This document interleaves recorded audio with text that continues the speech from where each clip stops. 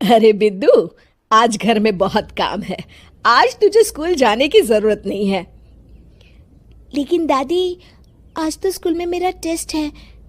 अरे एक दिन स्कूल नहीं जाएगी तो ऐसी कौन सी तेरी कलेक्टर की पढ़ाई छूट जाएगी। वैसे भी मैं देख रही हूँ आजकल तो बड़ी भीड़ हो गई है। अपनी दादी की बातें सुनकर बिंदु नाराज हो जाती है।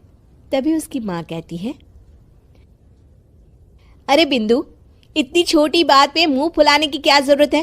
दादी बिल्कुल सही कह रही हैं।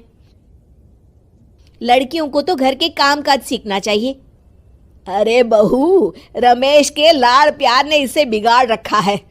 कम से कम तू तो मेरी बात समझती है। अच्छा, मेरी पूजा का समय हो गया है, मैं पूजा करने जा रही हूँ। इतना कहकर रमेश की माँ वहां से चली जाती है। इस तरह बिंदु की दादी और माँ दोनों अक्सर उसे घर के कामों में ही उलझा कर रखते थे। कुछ दिनों के बाद राजू और बिंदु के 10वीं के रिजल्ट्स आते हैं। दोनों बच्चे दादी को अपना अपना रिपोर्ट कार्ड दिखाते हैं। शाबाश मेरे लाल, तू तो बड़े अच्छे नंबरों से पास हुआ है। तभी बिंदु कहती है, दादी, मैं भी अच्छे नंबरों से पास हुई हूँ। रमेश की माँ बिंदु को अनदेखा करते हुए कहती है, हाँ हाँ ठीक है, अभी यहाँ खड़ी क्या कर रही है, सुन लिया मैंने। जाकर मेरे लिए चाय बना कर लिया। बिंदु उदास होकर चाय बनाने किचन में चली जाती है। तभी राजू कहता है, दादी, मैं क्रिकेट के कोचिंग सेंटर में एडमिशन लेना चाहता हूँ। अरे वाह राजू बेटा, ये तो तूने बड़ी अच्छी बात कही। तू कल ही अपना एडमिशन करा ले, जितनी भी फीस होगी मैं दे दूंगी। अरे एक दिन मेरा पोता विराट कोहली बनेगा। इस तरह अक्सर रमेश की माँ अपनी पोती बिंदु के साथ दुर्व्यवहार करती थी। कुछ दिनों के बाद रमेश की माँ और उसकी पत्नी दोनों सास बहू मिलकर राजू का एडमिशन अच्छे स्कूल में करवा देते हैं, लेकिन बिंदु का एडमिशन नहीं करवाते। इस बात से नाराज होकर बिंदु अपनी दादी से कहती है, लेकिन दादी, मुझे भी आगे की पढ़ाई करनी है। अरे क्या करेगी आगे की पढ़ाई लिखाई करके हैं? आज से ये पढ़ाई का भूत अपने दिमाग से उतार दे। इतना कहकर रमेश की माँ वहां से चली जाती है। उस दिन के बाद से बिंदु की पढ़ाई हमेशा के लिए छूट जाती है और उसकी दादी उससे घर के सारे काम करवाना शुरू कर देती है। इस तरह उसका सारा दिन घर के कामों में ही बीत जाता था।